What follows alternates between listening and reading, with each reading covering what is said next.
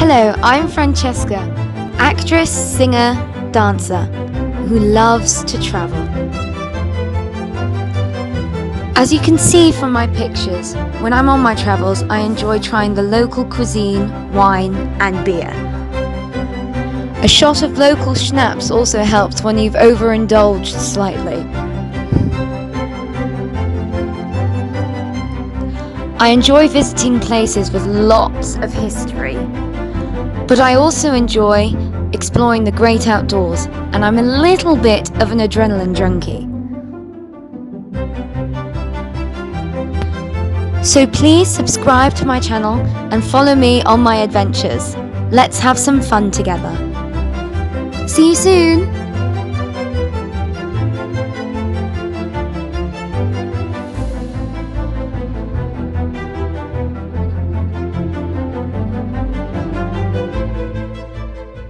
Morning everyone, I hope you're all doing well. We are on our way to the gym currently, and today is my final day of being 22, so let's make the most of it.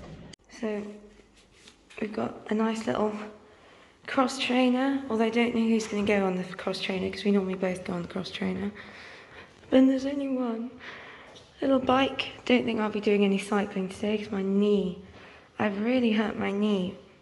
I'm not quite sure why or how, but it's still painful. And then we have the lovely multi-gym. So it's alright. We're going to do some different workouts to what we did the other day, so that's good. And we've got a nice little jug of water. How lovely. So we're going to have a good session, and I'll speak to you later. We've done our workout, we're feeling all good. Now we've gone to get breakfast, so kind of I'm doing all the work in the gym. No, not really. It's all right, we're on holiday.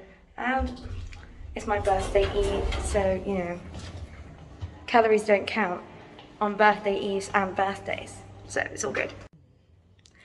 Now we're off to go and explore Munich. Although Mum is currently enjoying a cup of tea because she's got her kettle and she's very happy in her nice room. So we're all happy that we're in this nicer hotel as opposed to the one that we were supposed to be staying in the town centre. And she's got her tea, so she is a happy, happy chappy.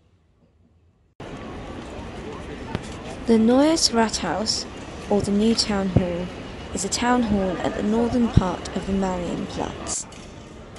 It hosts the city government, including the city council, offices of the mayors and a small portion of the administration. In 1874, the municipality had left the old town hall for its new domicile. The decision to construct a new building came due to the lack of space in the old town hall.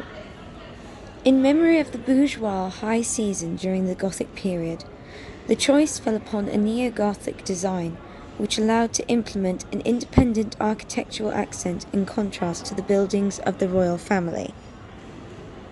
The town hall's clock has 43 bells, which are triggered by 6 different reels according to the season, and they play daily at 11 and 12 o'clock. The smallest of the bell weighs 10 kilos and has a diameter of 18 centimeters, whilst the largest weighs 1,300 kilos with a diameter of 125 centimeter. The total weight of all the bells is 7,000 kilos. The nave, which houses the clock chimes, is covered in copper. There are 32 figures in the nave that tell the history and legends of Munich. The kinematic arrangement was developed in 1899 by Christian Reifmann. In the upper portion of the nave, a tournament is staged, which was originally held in the Marienplatz in 1568 for the marriage of Duke William V and Renata of Lorraine. Heroes, jesters, cheering fans, pagans and standard carriers lined the tournament field on which Bavarians and Lorrainiers challenged their strength through medieval games. The fact that the white-blue Bavaria won over the black-yellow of Lorraine can only be interpreted symbolically. All three of us thought the bells today could have done with a little tiny bit of tuning.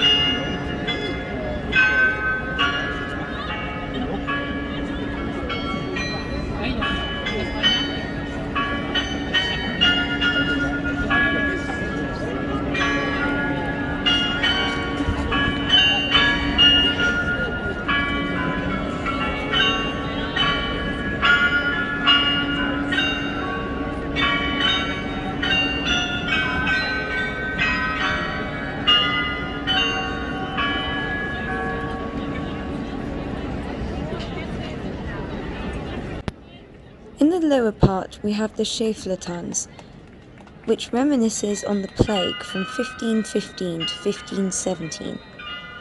When no one dared to leave their homes in fear of the plague, the Schäfler, with their dancing and playing of music, were supposed to lure the frightened citizens back into the streets and therefore back into life. This sounds like something we can all relate to after COVID.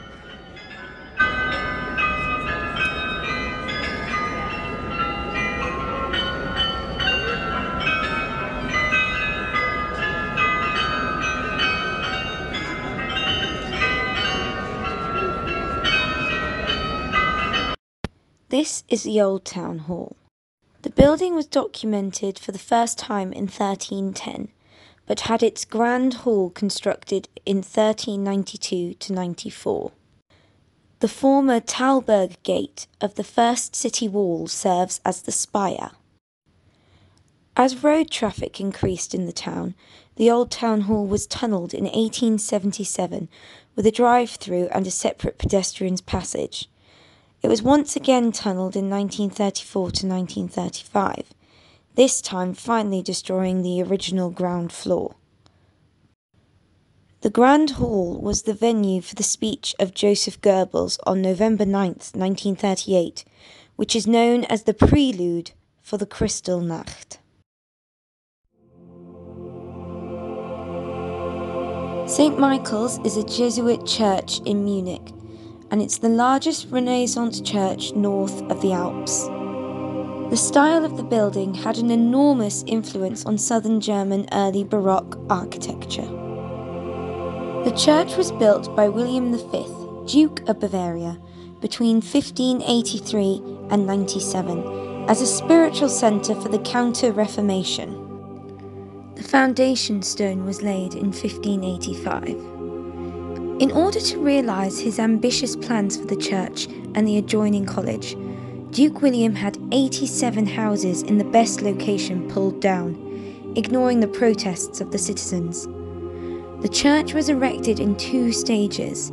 In the first stage, between 1583 and 88, the church was built by the model of Il Gesù in Rome and given a barrel-vaulted roof by an unknown architect. The vault being the largest in the world, apart from that of St. Peter's Basilica in Rome, spanning freely more than 20 metres. When the church was built, there were doubts about the stability of the vaulting, but it was the tower that collapsed in 1590, destroying the just completed choir. Duke William V took it as a bad omen and so planned to build a much larger church.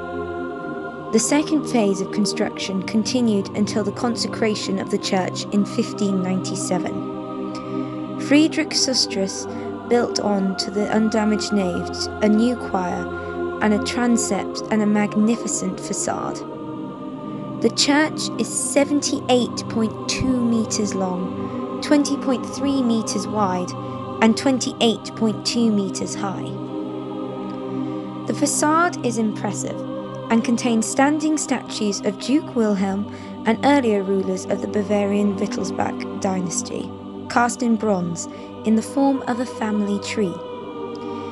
Hubert Gerard's large bronze statue between the two entrances shows the Archangel Michael fighting for the faith and killing the evil in the shape of a humanoid demon. The interior is a representation of the triumph of Roman Catholicism in Bavaria during the Counter-Reformation. The heavily indented chancel arch, as well as the short side aisles, and even the side chapels are designed as a triumphal arch to ancient model. A very deep choir room adjoins the mighty nave. The stucco decoration of the nave represents the life of Jesus Christ. The altarpiece Annunciation was created by Peter Candid in 1587. The sculpture of the Holy Angel in the nave from Hubert Gerard 1595 was originally intended for the tomb of William V, which was not completed. Having suffered severe damage during the Second World War, the church was restored in 1946 to 1948. And finally, between 1980 and 1983, the stucco work was restored. The spire, which lost its steeple top in World War II, is situated further north, next to the former convent. This is a monument to Eugene de Beauharnais by Bertel Thorwaldsen. Eugene was the son of Josephine de Beauharnais, Napoleon's wife, and her first husband, General Alexandre de Beauharnais. He married a daughter of King Maximilian I, Joseph of Bavaria, in 1806, and was created Duke of Leuchtenberg in 1817. St. Michael's crypt contains his tomb. The crypt also contains the tombs of William V, Duke of Bavaria, Maximilian I, Elector of Bavaria, Charles II August, Duke of Zweibrücken, King Ludwig II of Bavaria, who we know a lot about now, King Otto of Bavaria, Ludwig's younger brother, Prince Leopold of Bavaria, and the Archduchess Gisela of Austria. We'll be exploring the crypt on Friday, but unfortunately, I cannot take any pictures or videos.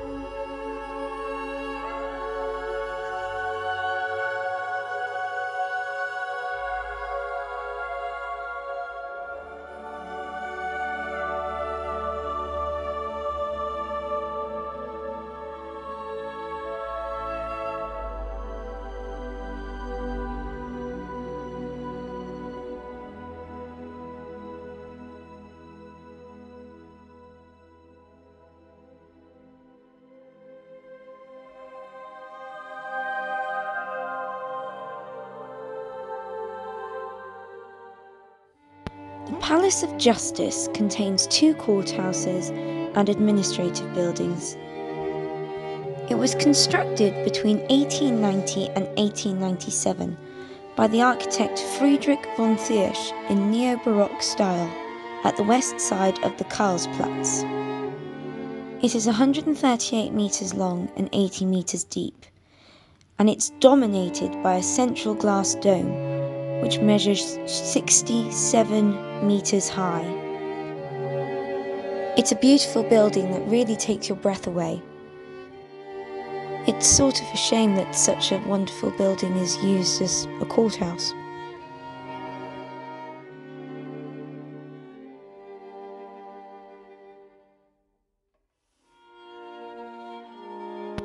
Karlsplatz is a large square in central Munich. The square was officially named Karlsplatz in 1797 after the unpopular Charles Theodor, Elector of Bavaria. Munich natives seldom used the name, calling the square instead Stachus, after the pub Beim Stachus, once owned by Eustachius Födel, that was located there until construction work for Karlsplatz began. Even the U-Bahn and S-Bahn announcements use the unofficial name. The most important buildings dominating the square are on the east side of the Karlstor, a Gothic gate of the demolished medieval fortifications, together with the rondel buildings on both sides of the gate. The gate was first documented in 1301 and called Neuhauser Tor until 1791, when it was renamed Karlstor in honour of Charles Theodor.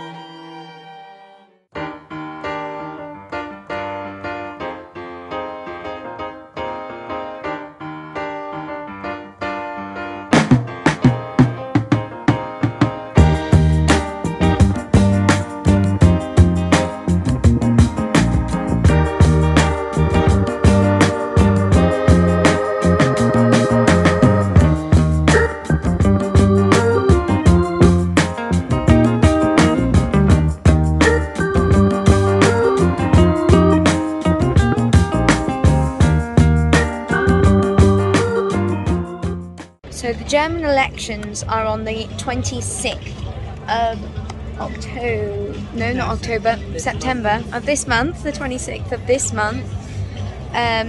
So they'll be voting for their new Chancellor. And in Munich we have some campaigning going on today. Green Party over here. And the party of Annalena Baerbock.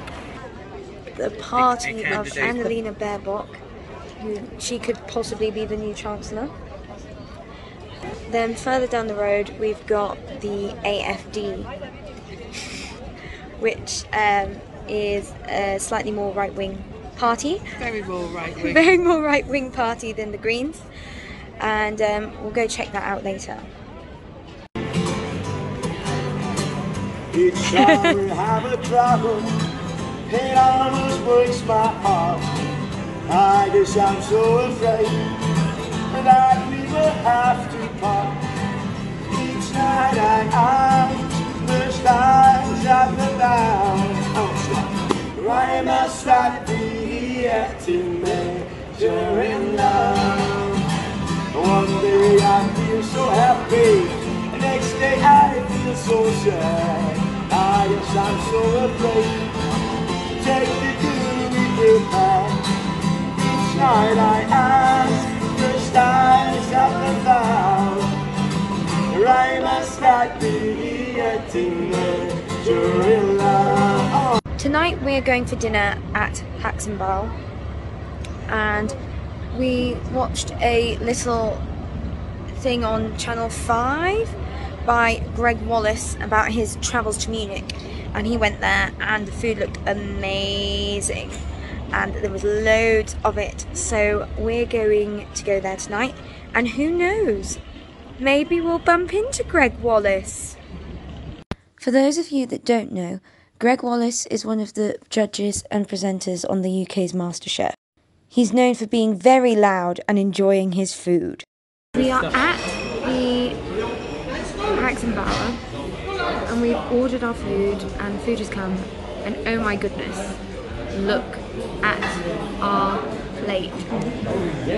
This is really one of the most Bavarian looking plates you can have. A pig knuckle and potato dumplings. And let's not forget the sauerkraut, the most German vegetable there is. I decided to start out with some potato dumplings and a piece of bacon, which, honestly, looking at it, let's have a taste, shall we?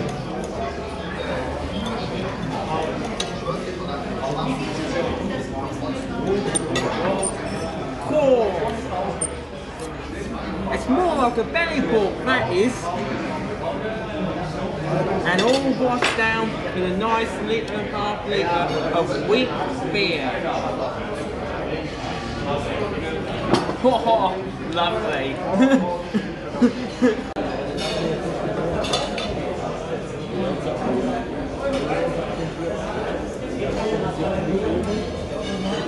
So we finished our dinner, and I mean, it's all gone from the pan, but I was defeated. I was defeated. Haxenbauer Fandel 1, Francesca 0. Has also been defeated by the Haxenbauer Münchener duet. And salad even. Oh, she couldn't even eat the salad. Poor blimey.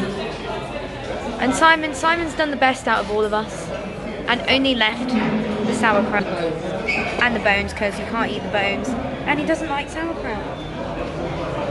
I feel like I'm the size of a house now.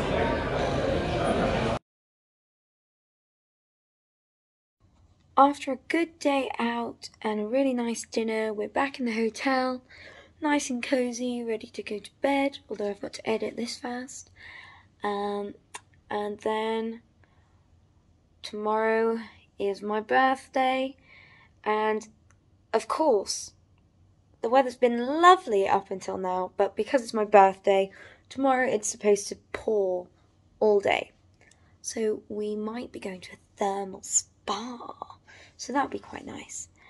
And I hope you have a good night, and I'll see you tomorrow.